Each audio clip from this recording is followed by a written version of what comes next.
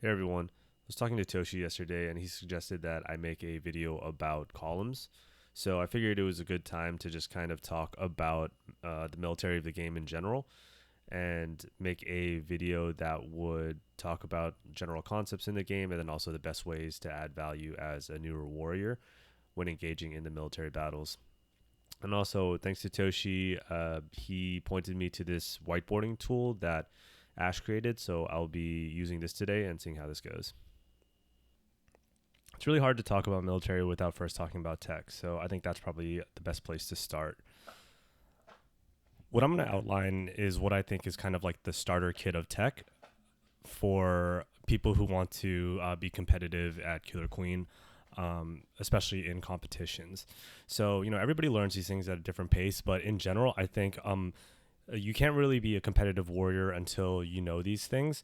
And like over time, you're going to refine them and it's going to get better and better. But at the beginning, I would really stress trying to ingrain these things in your movement right away. Because the longer that you wait, the harder it's going to be to change the habits that you have. So, like I said, everybody learns these things at a different rate. I'm probably just going to go through how I learned it and the progression that I thought about it, and like how it was easiest for me. But like I said, maybe there's different people who learn a different way, and then I'd probably just ask people around you if you're having trouble with some of these concepts.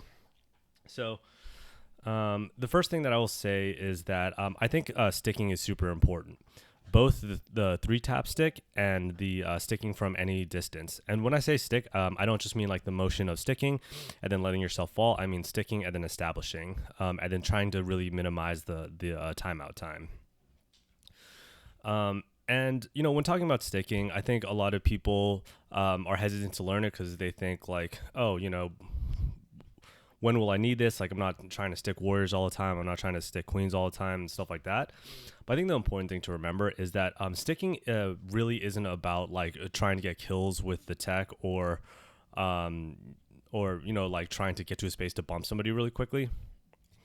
This tech is really about just how do you get to a ceiling as quickly as possible and minimizing the time in which you're vulnerable to somebody else coming in for the kill. Essentially, if you break this entire game down, the mechanics are very, very simple, right? It's all about movement and movement to you want to try to get from point A to B as quickly as possible, and that's the entire game. There's no attack button, there's no like different weapons, there's not like different skills and stuff like that. So really, the entire game comes down to how you move.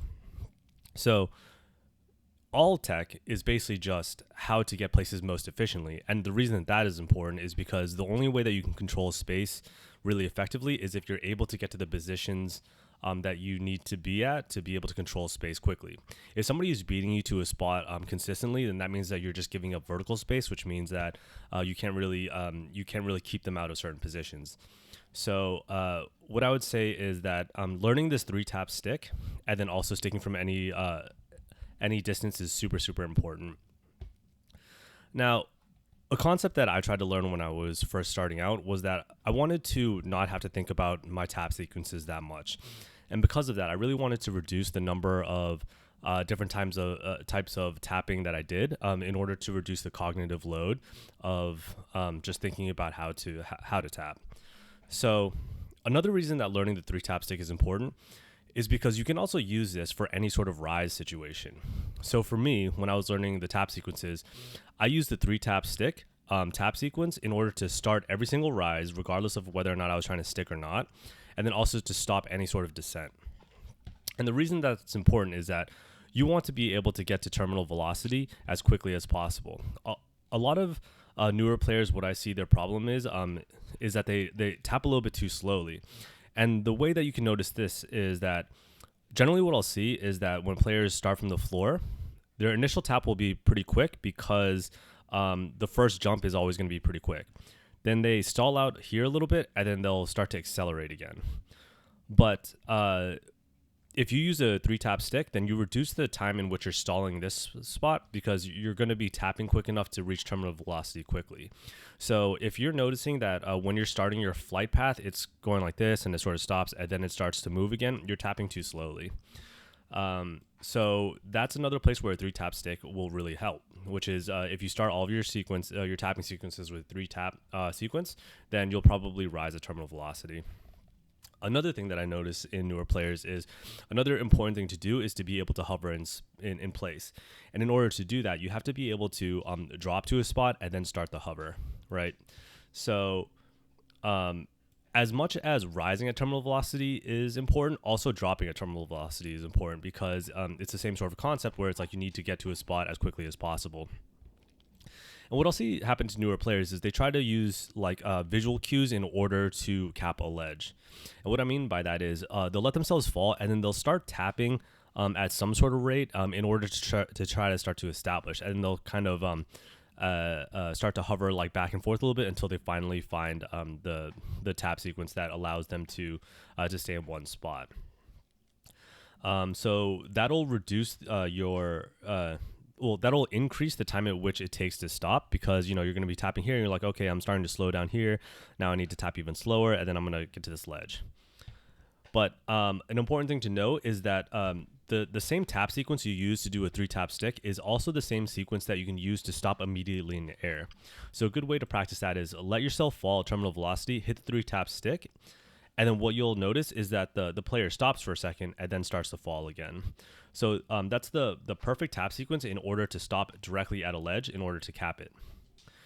So that's why every time I start an ascent or try to stop a descent, I'll always use the 3-tap stick because I know that it'll get me to terminal velocity probably quick enough for all instances, and it'll also allow me to stop immediately. The other important piece of tech that's important to learn is how to J onto ledges. So if you don't know what Jing is, basically there is a point in which you can come into a ledge that you move in perfectly in order to not be able to be punished by a warrior. So what that'll look like is that when you fall and you come on this ledge, you'll be able to come in a way in which you bump another warrior out instead of dropping a little bit too much and then them getting the kill on you. So the thing about Jays is probably nobody is perfect with them, and at some percentage of the time you're going to come off this ledge a little bit and then die if a warrior is capping this ledge. So really the goal of Jays is like over time you'll get better and better with them, but in general this is something that you should probably practice in order to get better with, so that in game you're going to be efficient into getting into ledges. And by efficient, what I mean is that you're not hitting this ledge before you come in, which is going to increase the time in which it takes for you to get onto the ledge, and alternatively not dropping too low, in which that you're going to get punished by warriors either coming in or who are stationary at that position. And really, those are probably the only 2 or 3 things that I think are super necessary to really have refined at the beginning. So to recap that, it's basically to stick from any position, especially this 3-tap stick, to be able to air brake and stop like on a dime for ledges, to be able to hover in place, to be able to rise a terminal velocity, and then also to start to try to refine your J's in order to get them a little bit more clean. A general rule of thumb that I used in order to really get this tech down and then be able to not have to think about tapping too much is anytime I was hitting a ceiling, I was going to stick and then establish. And what that really helped me do is it made it so that it wasn't situational to stick anymore. If there comes a time in which like you only think that you need to stick sometimes, it just naturally will increase the things that you have to think about. Like if a warrior's here, if you're thinking, okay, I absolutely need to stick, then it's just another thing to think about instead of thinking about like all the other parts of the game, the teamwork parts of the game, columning and where everybody is, and the awareness of the map and stuff like that. So what I would recommend is, even when there's nobody there, anytime you're hitting a ceiling, just try to stick and establish. It'll just make things easier in the long run. All right, so this video is already getting pretty long. There's tons of different topics that we could cover when we're talking about military. There's things like how do you identify targets, what are like low risk or no risk kills, how do you stay safe, how do you evade, how do you work with your teammates. If any of these topics sound interesting to you, I would say feel free to reach out to any of the seasoned players in your scene or on your team. But I think for today, the highest impact things that we could talk about is I want to go a little bit into spacing, and then we'll just talk about columns from there. When it comes to spacing, there's really only one thing that I want to talk about in this video, and I just want to touch upon it really briefly. It's something that's really simple, but I feel like people don't really internalize the meaning of this concept when you see them play. So the only thing that I want to talk about is horizontal spacing. So this may be really obvious, but there's only two horizontal speeds in this game. There's the regular like vanilla speed, and that'll be your vanilla warriors, your regular drones, and then the queen. And then there's when you get up speed, and then the speed warriors or speed drones. Now, because there's only two speeds, what I really want to talk about is that there's two speeds, and then reaching that terminal speed comes up very, very quickly. And the reason that I bring this up is a common death that I see newer players have, or like all players, is that they continue to chase after their first swipe, and they get into trouble because they'll overchase and they'll get punished. And the most common time I see this is, let's say, someone does like a swipe on the queen, and they miss it, and then they're so obsessed with killing the queen because they feel like they just missed like a really close kill, like maybe they're right here or something like this. The queen gets to the ceiling. This person continues to chase, and at this point, if you're a vanilla warrior, there's no way that you can track down the queen, right? Because the speeds are the same. Once you miss that initial swipe, there's no chance at catching this queen. So this player will continue to chase. This queen will eventually establish on the ceiling, and they'll just turn around and get the kill. This is something that I not only see happen every day, this is something that I'll see happen every single game. And this comes down to the concept of just simple spacing, right? If you internalize this concept of like a vanilla warrior has the same speed as the queen or another vanilla warrior, then you won't overchase and you won't get a kill. Most of the time, the general rule of thumb is after the first swipe on a warrior or a queen or something like that, the general rule of thumb is once you miss that initial swipe, don't continue to chase because you're going to get in trouble and you're going to die. And this doesn't just happen when people are chasing queens. I'll see this happen to warriors all the time where like you're the same speed as a warrior, maybe you're both speed or you're most vanilla, or you're both speed or you're both vanilla. And then, this person will be rising, this person will miss a swipe on it. Or maybe let's say this person is rising to the ceiling, this person's already the ceiling. They rise to the ceiling, they catch the ceiling, this person just misses a kill here. They'll continue to chase all the way off the ledge, and they'll either get shuffled or they'll come right off the ledge, and then they'll get picked off by this warrior. Happens all the time. Like I said, just the really simple concept in spacing here is vanillas are the same speed as vanillas, and speeds are the same speed as speeds. So if you miss an initial swipe, you're not going to get that kill. So abandon that try. You took one swipe at it, leave after that. The last thing that I want to talk about in spacing today is what is the best way to get a good feel for spacing, and like how do you practice this? So this is also a very common thing that I see too, which is people don't treat warrior practice as warrior practice.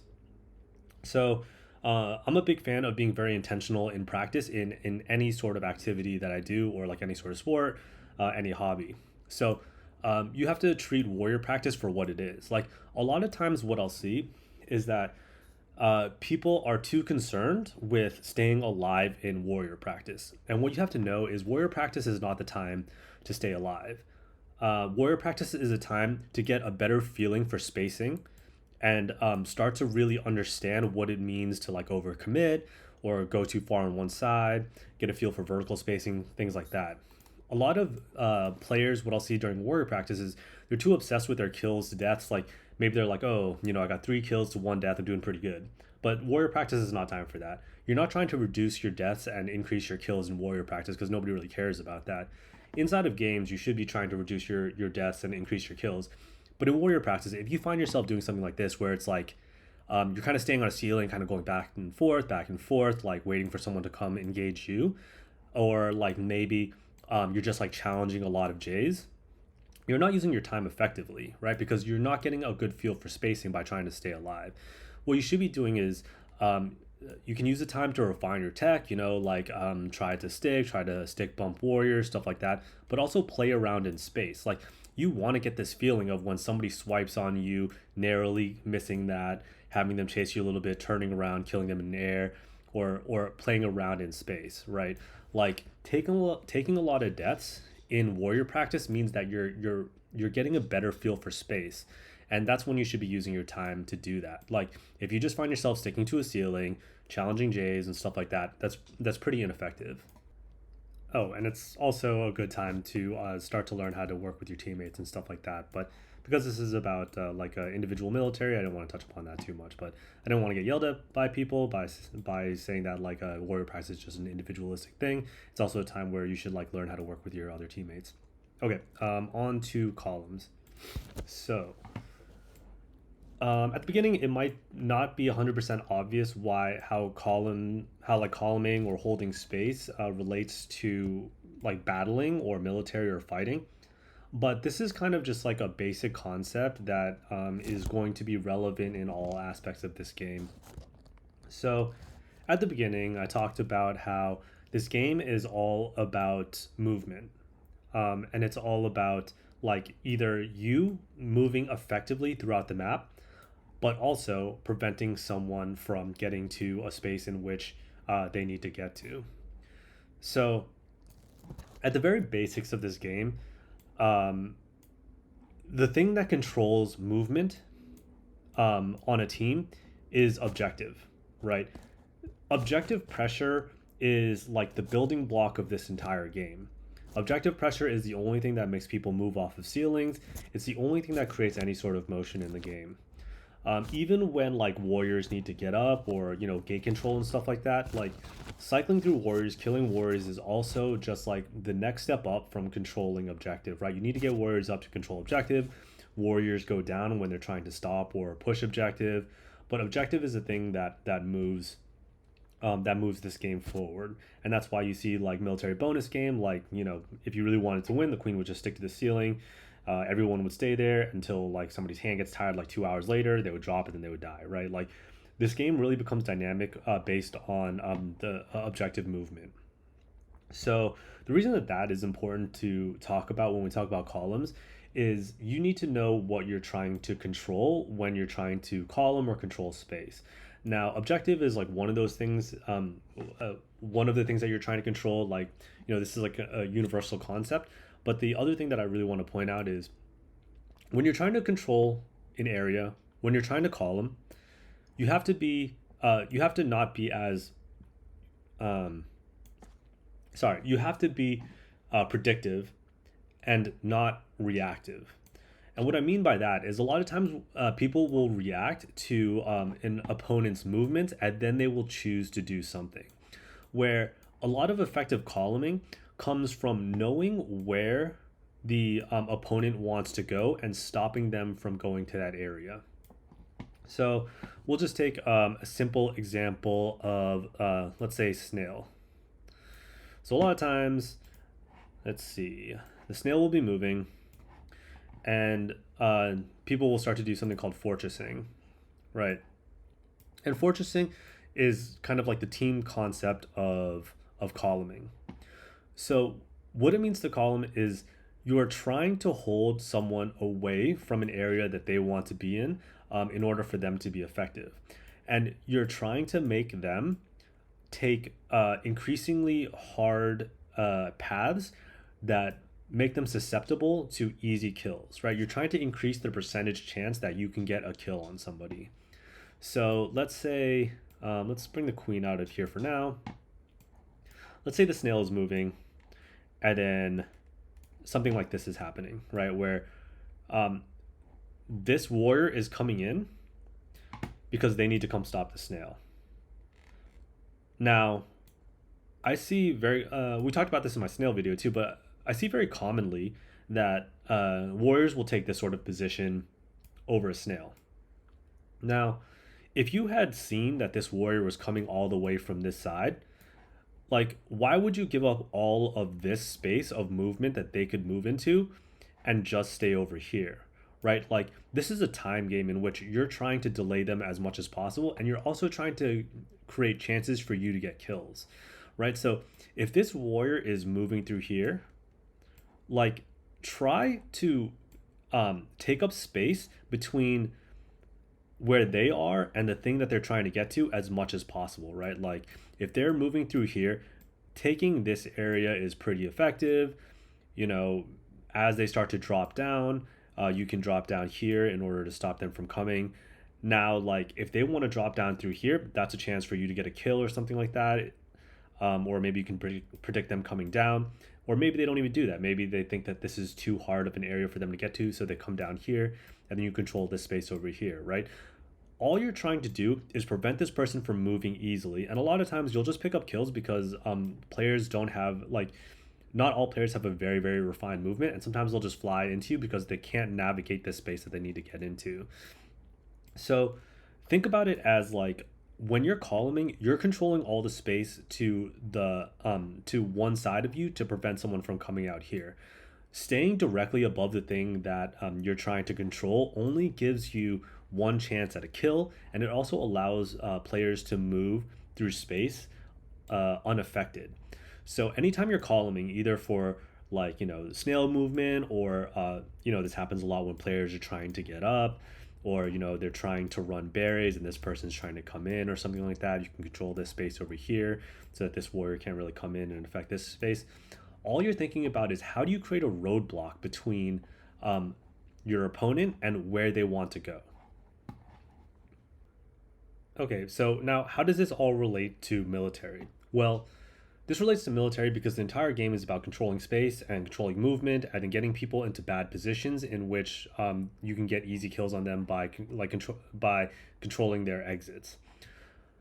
A lot of times, what you're looking for while you're columning is, yes, you want to be able to have your objective move, or maybe your objective isn't the actual objective. Maybe your objective is allowing this person to get up speed so they can come up speed warrior, or you're controlling this space in order to help someone get up warrior.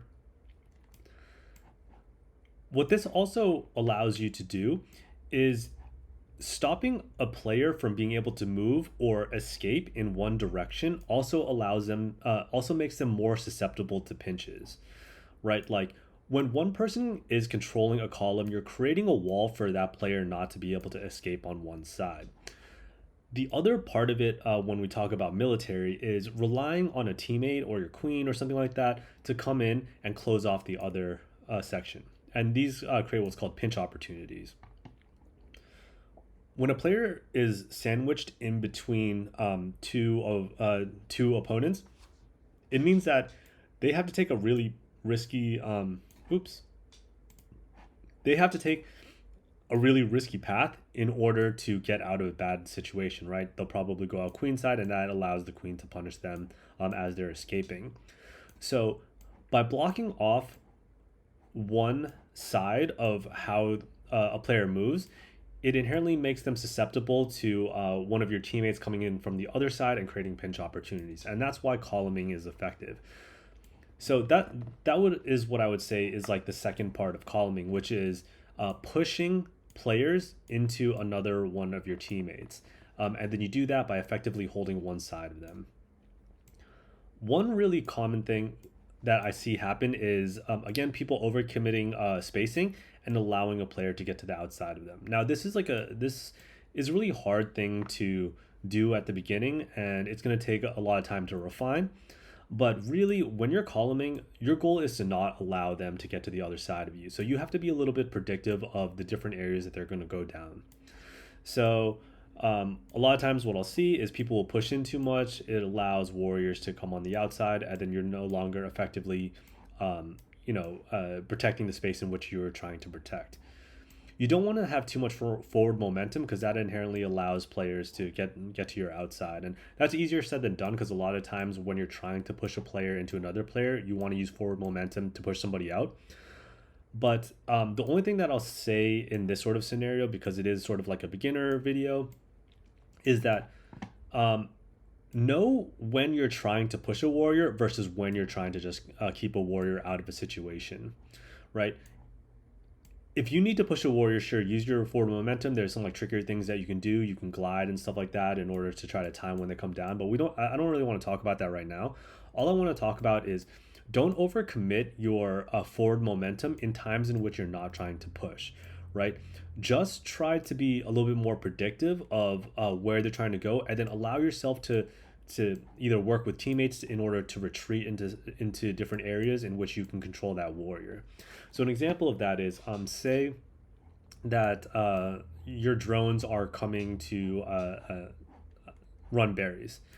If you're working with a teammate and then one person's here and they're blocking out this warrior, know that the only opportunity for this warrior to stop this drone is to drop in some capacity to try to get into this area, right? And if you know that that's going to happen, then what you need to do is take areas in which it makes it harder for this person to come in.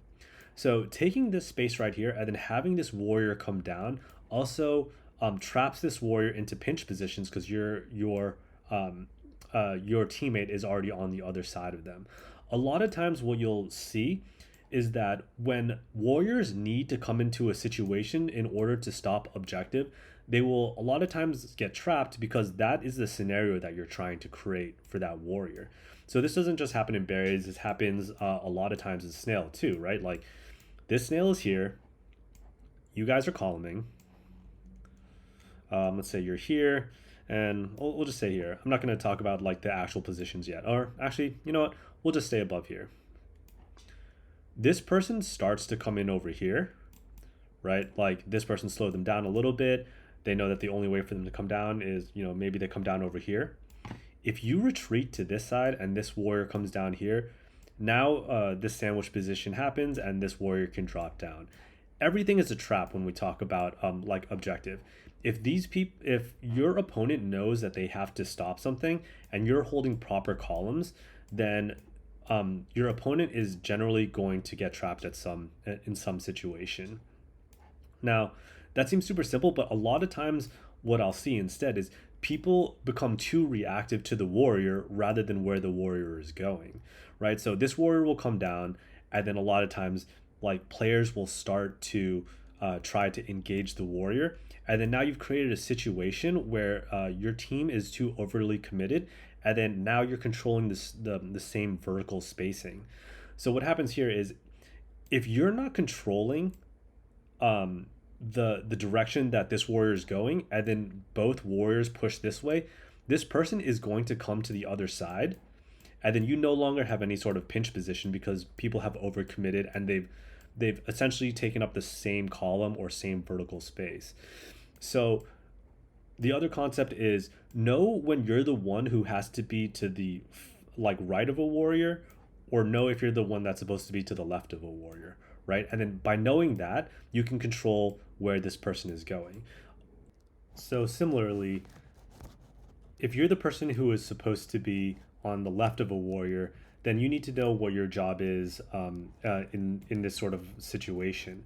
So in the same way, it's important for this warrior to not allow your opponent to get to the right of them.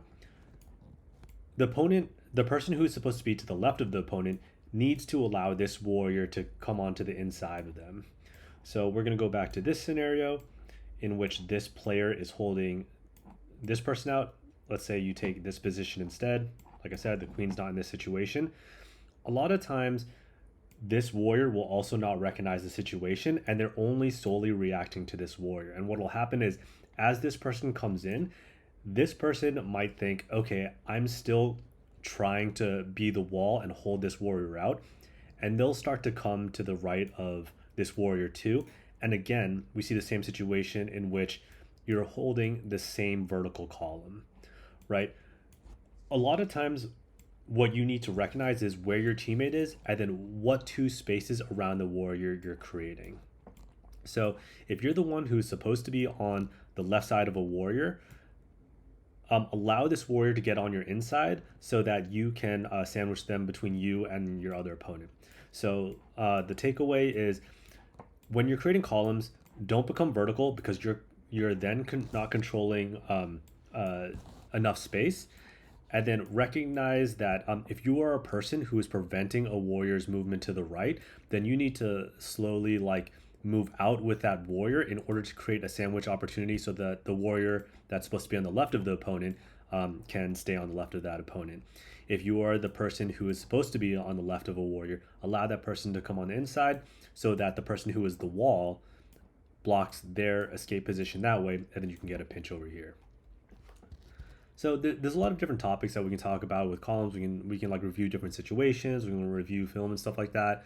I don't want to get too in depth of it. I think this is like a good primer for what it means to column, and what it means is to control space, control movement, stop warriors from going a certain situation, or trap warriors in between you and a teammate.